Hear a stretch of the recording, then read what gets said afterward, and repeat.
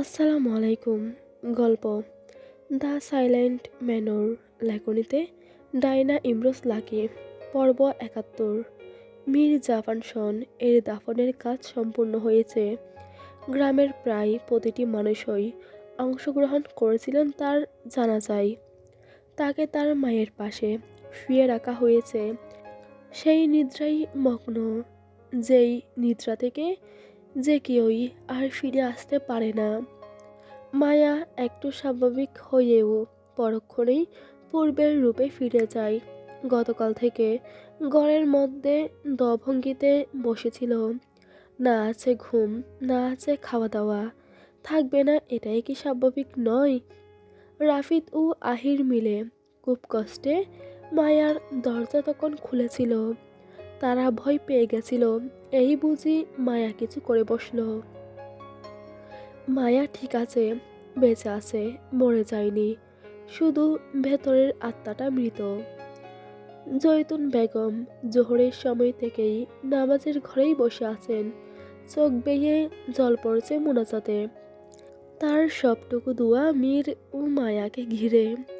মায়ার আত্মচিৎকার, হাহাকার, বিয়ে হতে না হতেই বিধবা হওয়াটা, সব যেন একটি দুঃস্বপ্ন এর মতো হয়ে যায়। তিনি ঘুম থেকে উঠে দেখবেন সব কিছুই স্বপ্ন।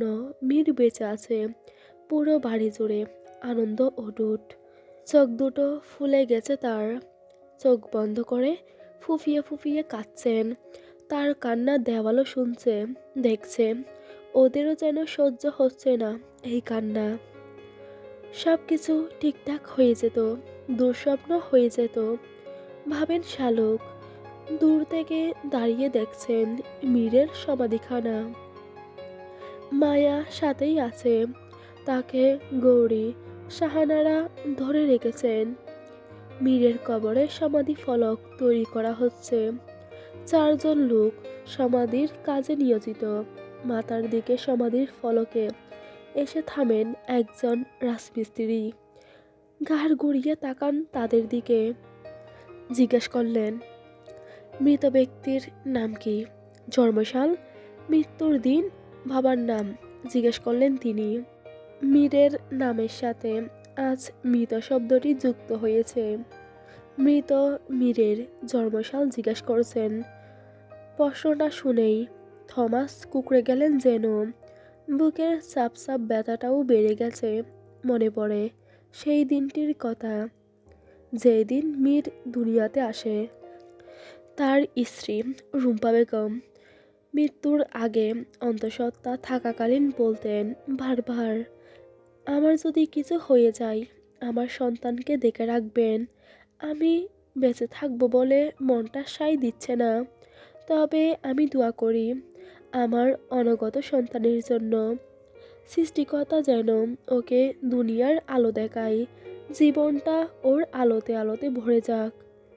আলোতে ভরেই উঠেছিল তার জীবন, কিন্তু হঠাৎ যেন মৃত্যুর ঘণ্টা এসে তার দুয়ারে থেমেছিল।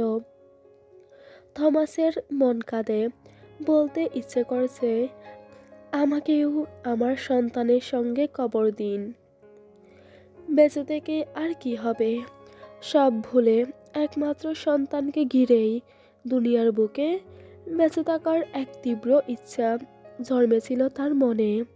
রুম্পা বেগম চলে যাওয়ার পর কত কে বলেছিলেন, বিয়ে কর, নতুন করে জীবন শুরু কর। গেলেন না সেই জীবনে। নতুন জীবন বলতে তো তিনি মীর তার সন্তানকেই খুঁজতেন, জানতেন আজ সেই জীবন হারিয়ে গেছে। মরহুম মীর জাফান শন, পিতা থমাস শন। জন্ম ১ জানুয়ারি ১৯২৩ খ্রিস্টাব্দ। মৃত্যু ১ জানুয়ারি ১৯৫৩ খ্রিস্টাব্দে। রাজমিস্ত্রি সমাধি ফলকের কাজ সম্পূর্ণ করলেন। শহর থেকে সন্ধ্যার দিকে আলিমনগড় এসে পৌঁছেছেন সাইয়েদ আলী মির্জা ও তার স্ত্রী রত্নাবতী বেগম। সাইয়েদ সংক্ষেপে তাকে রত্না বলে ডাকেন। গতকাল ছেলের ফোন পেয়ে আজ চলে এসেছেন আলিমনগড়। রত্না বেগম মোটেই গ্রাম পছন্দ করেন না। আসতে থেকেই নাক কুঁচকে রেখেছেন। কখন শহরে পৌঁছাবেন সেই চিন্তাই ছিল। কিন্তু ছেলেকে মর্মাহত দেখে কিছুটা ভেঙে পড়েছিলেন রত্না। চৌধুরী বাড়ির প্রতিটা মানুষের মুখ গম্ভীর। উনি বিষণ্ণ মনে জিজ্ঞেস করলেন আহিরকে, জানতে চান কি হয়েছে। আহির কোনো জবাব না দিয়ে রত্নাকে জড়িয়ে ধরে কেঁদে উঠল। রত্না ঘাবড়ে যান। ছেলেকে জিজ্ঞেস করলেন বারবার কি হয়েছে। যে মেয়ের জন্য তাদের আহির ডেকেছিল সে নিশ্চয়ই কিছু করেছে ভেবেছিলেন। কিন্তু তাৎক্ষণিক তিনি মায়াকে দেখেছিলেন সাদা শাড়িতে। থমকে যান তিনি। বৈঠকখানায় শোক সমাবেশে বসে আছেন সকলেই। তাদের মাঝে নেই আহির ও রাফিদ। সারা সন্ধে বসেছিল মীরের কবরের পাশে। গতকাল অবধি তিনজন বেশ আনন্দে ওয়াদাই ছিল যেন। আজ তাদের মধ্যে যোজন যোজন দূরত্ব। মীর নামক মানুষটি মাটির ঘরে শায়িত। তাদের প্রাণপ্রিয় বন্ধু প্লাস ভাই কবরেই যে শুয়ে আছে। রাফিদের কলিজা পুড়ে উঠল। চোখের জলকে সামাল দিতে পারে না। টুটুম্বুর করে আস্তে ধীরে গাল বেয়ে পড়ল। বুবা কান্নায় ভেঙে পড়ল সে। মুহূর্তেই বাঁ হাতের পিঠ দিয়ে চোখ মুছে ফেলল। আজকে মীরের জায়গায় আমার থাকার কথা ছিল, বলল রাফিদ। আহির তার কাঁধে হাত রাখে শুধু, কিছু বলল না। আমি সম্রাট নিষাদের বংশধরদের ছাড়ব না। রাফিদের কণ্ঠে তেজ, রাগ, প্রতিশোধের একটি প্রতিচ্ছবি ফুটে উঠল। আহির বলল, ভুলটা আমাদের। সেই দিন কাবিরকে বাড়িতে আনাটা ঠিক হয়নি। উনাদের উদ্দেশ্যই ছিল এই বাড়িতে আসার। লোকটি বুঝতেও পারেনি মীর এই বংশের সন্তান নয়। বুঝবেও বা কী করে। শয়তান লোকটা আসার পর থেকেই তার ঘরটির মধ্যেই বন্দি ছিল। খাবারটা অবধি তার ঘরে দিয়ে আসতে হয়েছে। এতটা সম্মান ও ভালোবাসা দেওয়ার পরও বেইমানি করল। আহির নিঃশ্বাস বন্ধ করে আবার ছাড়ল। মীর যদি বিয়ের বিষয়টি গোপন না রাখত তাহলেও হয়তো মীর বেঁচে থাকত। যদি পরিবার সহ আশেপাশের মানুষও জানত বিয়েটা মীরের সাথে, তবে কাবির বুঝে যেত মীর আমজাদ আঙ্কেলের সন্তান নয়। সেদিন আমি যদি রক্তখচিত প্যান্ডেট ওর গলায় পরিয়ে না দিতাম, ওকে জমিদারের ছেলে বলে পরিচয় না করাতাম, তবে হয়তো বেঁচে থাকতো মীর। আহির শুধু তাকিয়ে দেখছে রাফিদের আফসোসের প্রতিটি সুর। কত পদক্ষেপে ভুল দেখাচ্ছে। আজ সেই ভুলগুলো না হলে হয়তো মীর বেঁচে থাকতো, কিন্তু তার বদলে সেই যে মরতো তা ভাবছে না। আমি অরুণকে দিয়ে খোঁজ নিয়েছি। সম্রাট নিষাদ আলিমনগর নেই। কোথায় গেছে কেউ জানে না। হয়তো উনার উদ্দেশ্য সফল হওয়াতে দূরে চলে গেছেন। বাকি রইল শেফালি। ওকে দিয়েই কাবির তার উদ্দেশ্য হাসিল করেছে। ওরা জানে ওদের ধরতে পারলে বেঁচে থাকবে না নিশ্চিত, তাই দূরে কোথাও চলে গেছে। আজ হোক বা কাল এর ফলাফল ঠিক ওরা পাবেই, বলল রাফিদ। বসেই গাটা এলিয়ে দেয় রেলিংয়ের পাশে বেঞ্চে। আহির তখন মনে করালো মোহিনীর কথা। আচমকা যেন ওর কথা মনে পড়েছে। আহির শান্ত গলায় বলল, রাফিদ, তোর না গতকাল মোহিনীকে বিয়ে করার কথা ছিল? দিঘির পাড়ে অপেক্ষা করবে। তুই তুই তো আর যাসনি। ওর খোঁজ নিয়েছিস? আজ সারাদিন পার হয়ে গেল। একটাবার খোঁজ নেওয়ার দরকার ছিল। রাফিদ ভাবে মোহিনীর কথা। বীর হারিয়ে যাওয়াতে সব কিছু ভুলে গেছে প্রায়। গতকাল মেয়েটা হয়তো অপেক্ষায় ছিল। নিশ্চয় এখন অভিমান করে বসে আছে। তোর এখন যাওয়া দরকার ওর বাড়ি। কোনোভাবে খোঁজ নেওয়া দরকার। রাফিদের মনটা হঠাৎই শীতল হয়ে উঠল। কোনো এক অজানা কারণে সর্বাঙ্গ কেঁপে ওঠে। অবস্থান ত্যাগ করে উঠে দাঁড়ালো। তাদের পারিবারিক কবরস্থানের দিকে তাকাই। মিরিকা যেন দেখতে পেল, তাৎক্ষণিক দৃষ্টি সরিয়ে ফেলল। পুনরায় চোখ কষলে তাকালো। নেই, কোথাও মীর নেই। হ্যালুসিনেশন হচ্ছে। মোহিনীর বাড়ি যাবে ভেবেই নিশ্চিত হলো। রত্নাবতী বেগম গৌরীকে ডেকে নিয়ে ছাদে এলেন সবার আড়ালে। গৌরী বুঝতে পারছে না তাকে চোরের মতো আড়ালে ডাকার কারণ। গোপনে খুনের পরিকল্পনা করার জন্য যেভাবে ফিসফিস করতে হয়, তেমনি রত্নাও আজ সেরকম আচরণ করছে। গৌরী আদবের সাথে জিজ্ঞেস করল রত্নাকে, জরুরি ডাকলেন, কিছু হয়েছে? রত্না প্রথমেই গৌরীকে অসন্তোষ চোখে পা থেকে মাথা পর্যন্ত দেখলেন। এরপর পায়চারি করতে করতে বেশ গম্ভীর গলায় বললেন, তুমি জানো আহিরকে? আহিরকে? প্রশ্নটাই রীতিমতো নির্বাক হলো গৌরী। তিনি কি অসাধারণ কেউ? এখন পর্যন্ত তাকে একজন গোয়েন্দা রূপেই দেখেছে, একজন প্রেমিক পুরুষ, একজন জ্ঞানী। আর কিছু কি জানার ছিল? গৌরী কোনো জবাব দিল না। রত্না বেগম পা স্থির করে দাঁড়ায়, গুণ্ডয়নের মতো শরীর ঘুরিয়ে গৌরীর দিকে তাকালেন। বললেন, সাইদ মির্জার একমাত্র সন্তান, শহরে এক নামে। সায়েদ আলী খানকে সবাই চিনে। একজন বিজনেসম্যান। তার একমাত্র ছেলে আহির মির্জাকেও সবাই চিনে। একজন গোয়েন্দা। তুমি জানো কত মেয়ে ওর বউ হওয়ার জন্য লাইন বেঁধে দাঁড়িয়ে আছে? আশ্চর্য, গৌরী এসব কিভাবে জানবে? তাকে এসব কথা কেন শোনাচ্ছে? সে ত হয়ে যায়। নিস্তব্ধ চোখ দুটো ফেলে রেখেছে রত্নার দিকে। হয়তো উনি এখন এমন কিছু বলবে যার জন্য গৌরী প্রস্তুত নয়। তার অভিব্যক্তির পূর্বাভাস তাই বলে দিচ্ছে। গৌরী কোনো প্রকার প্রতিক্রিয়া করছে না, রত্না বেগমের মূল কথা শোনার অপেক্ষায়। রত্না বেগম বিরতি নিয়েছিলেন, ফের বললেন, আমি গতকাল আহিরের কল পেয়ে আশ্চর্য হয়েছি। সে উচ্চবংশের ছেলে হয়ে কিভাবে এত নিচু পরিবারের মেয়েকে ভালোবাসতে পারে, যার নিজস্ব কোনো ঠিকানা নেই, না আছে বাবার পরিচয়। কি যোগ্যতা আছে তোমার আমার ছেলের বউ হওয়ার? শুধু রূপে থাকলেই হয় না, শুনেও থাকতে হয়। আমার ভোলাভালা ছেলেটাকে প্রেমের ফাঁদে ফেলেছ। উন্মাদ হয়ে গেছে আমার ছেলে। নিশ্চয়ই জাদু করেছ। এতটুকু বলেই থামেন তিনি। ঠোঁট বাঁকিয়ে হাসেন একগাল। এ যেন তাচ্ছিল্যের হাসি।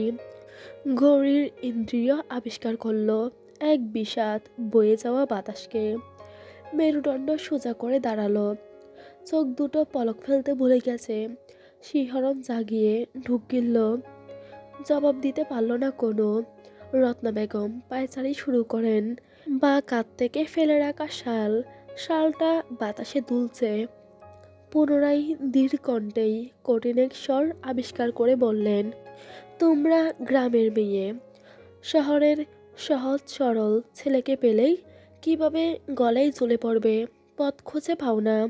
নিশ্চয়ই টুকটাকের জল পড়েছে আমার ছেলের পেটে। নই তোমার মতো মেয়ের প্রেমে পড়াটা অবিশ্বাস্য। গৌরী বাকরুদ্ধ। আহির তাকে একবার বলেছিল গতকাল তার মা বাবা আসছে। গৌরী আগ্রহ নিয়ে অপেক্ষা করেছিল বটেই। নতুন জীবনে পা রাখবে ভেবেছিল। ছোট্ট একটা সংসার সাজাতে চেয়েছিল। আজ যেন সবটাই ধুলোয় মিশে গেল। মিশিয়ে দিয়েছেন রত্না বেগম। আমি আজ এখানে এসেছি তোমাকে বউ করে নিয়ে যেতে নয়, সাবধান করতে। আগামীকাল আমরা চলে যাব। আহিরকে বলবো তুই তোর হবু বউকে নিয়ে শহরে চলে আয়। সেখানে বসেই তোদের বিয়ে দিব। কিন্তু তুমি আজ এক্ষুনি কোথাও চলে যাবে, অনেক দূরে, যাতে আহির তোমাকে আর খুঁজে না পায়। তুমি ঠিক কোথায় যাবে আমি জানি না, তবে তোমাকে যথেষ্ট পরিমাণের টাকা দেব। চলে যাও সেই টাকা নিয়ে। কি বলছেন আপনি এইসব? মা হইয়া ছেলেকে আঘাত করতে চাইছেন? অতঃপর তার মুখ খুলল যেন। একদম মুখে মুখে কথা বলবে না। ওর বিয়ে আমরা সম্ভ্রান্ত পরিবারের মেয়ের সাথেই ঠিক করে রেখেছি। গৌরী ফিক করে হেসে বলল, সিনেমার কাহিনীর মতন একটা গল্প সাজাচ্ছেন? টাকার লোভ দেখিয়ে দূরে ঠেলে দিতে চাইছেন? তুমি যা মনে করো, কিন্তু আমি চাই না তুমি আমার ছেলের বউ হও। তুমি না আহিরকে ভালোবাসো?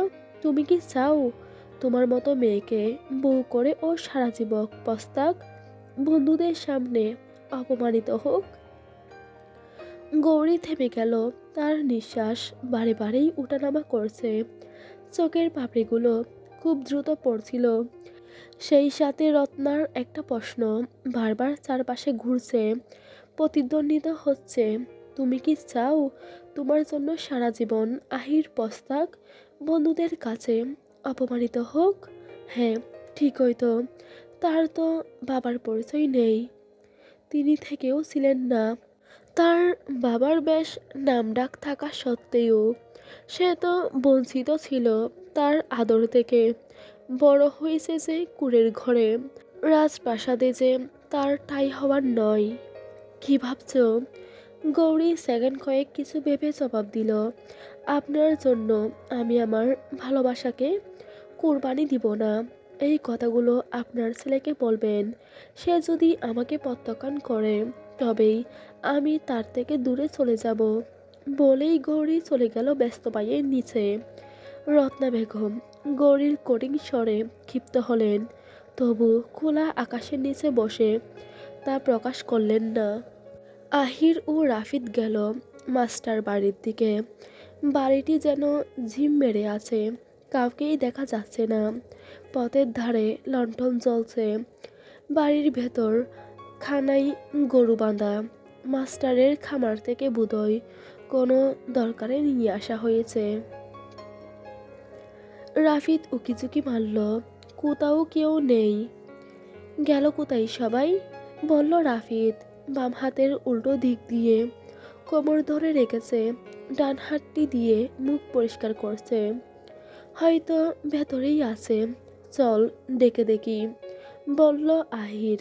কি বলবো, কেন এসেছি যদি জিজ্ঞেস করে? জিজ্ঞেস তো করবেই, কিছু একটা বলতে হবে। বলেই রাফিদ মাস্টার চাচা বলে ডাকে। ভেতর থেকে কারো শব্দ এলো না, শুধু ভেসে আসে পশ্চিম থেকে হিমেল হাওয়া। রাফিদ অপেক্ষা করে মিনিট দুয়েক। এমন সন্ধ্যায় ঘরের ভেতরে সবাই ঘাপটি মেরে কি করছে ভাবছে। সচরাচর এমন সময় মোহিনীকে কুটুরিতে দেখা যায়, আজ আর দেখা যাচ্ছে না। আহির বলল, পরে আসব, হয়তো এখন তারা কোনো কারণে ব্যস্ত আছে। রাফিদ আহিরের কথা মেনে নিল আপাতত, তবুও তার মনটা অস্থির হয়ে উঠছে কোনো কারণে। বাড়ির পথে হাঁটতে শুরু করলো। যেতে যেতে পথে দেখা হয় মাস্টারের। রাফিদ ওনাকে দেখে লম্বা সুরে সালাম দিল। মাস্টার সালাম নিলেন, তবে সময় করে। সালামের জবাব দিয়ে উনি চলে যান। সাথে ছিলেন একজন মৌলবি। রাফিদ কিঞ্চিত অবাক হলো। মাস্টারের যাওয়ার পানে দেখল। যেতে যেতে মৌলবি ও মাস্টার হাত নাড়িয়ে নাড়িয়ে কোনো বিষয়ে কথা বলছিল। রাফিদ সেই বিষয়ে কিছু বলার আগেই আহির তাকে বাধা দিয়ে বলল, মাস্টারকে তো সুবিধের মনে হলো না, কিছু একটা তো নিশ্চয় হয়েছে। কেমন অস্বাভাবিকভাবে সালামের জবাব দিল। মনে হলো কেউ তাড়াচ্ছে। হলেও হয়তো ব্যক্তিগত। বাদ দে, চল যাই, বলল রাফিদ। মায়া তার মায়ের ঘরের বারান্দায় দভঙ্গিতে বসে আছে, শরীরটা হেলিয়ে রেখেছে রেলিংয়ের সাথে। শালুকের ঘরের বারান্দা থেকে তাদের পারিবারিক কবরস্থান পরিষ্কার দেখা যায়। রাতের 4টা উদিত হয়েছে সবেই। মৃদু আলোতে মীরের কবরটি দেখা যায়। মায়া ঠিক মীরকেই দেখছে যেন। হঠাৎ করেই তার পৃথিবীটা থমকে যাওয়াতেই মানুষটি ভেতর থেকে মরে গেছে। দেহটা দুনিয়ার বুক থেকে শুধু এখন মরছে। কিছু বলতে পারছে না, শুধু চোখ বেয়ে জল গড়িয়ে পড়ছে। জলটুকু মোছার মতো শক্তি তার নেই।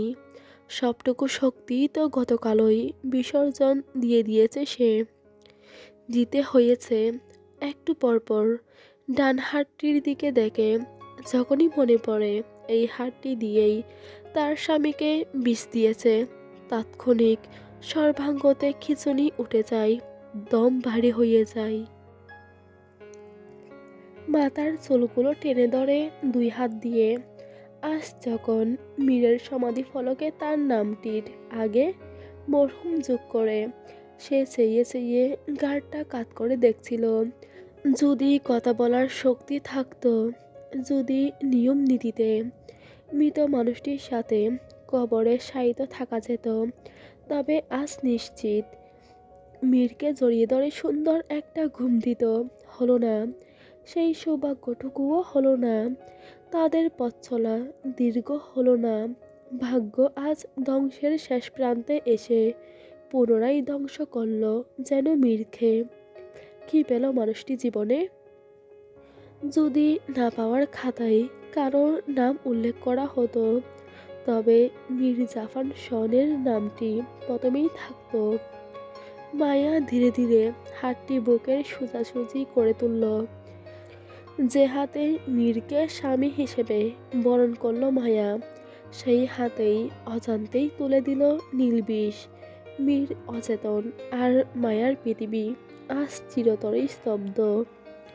রাত 10টার দিকে বুলবুলকে দিয়ে সংবাদ পাঠালো আহির গৌরীর কাছে। তাকে ডাকছে।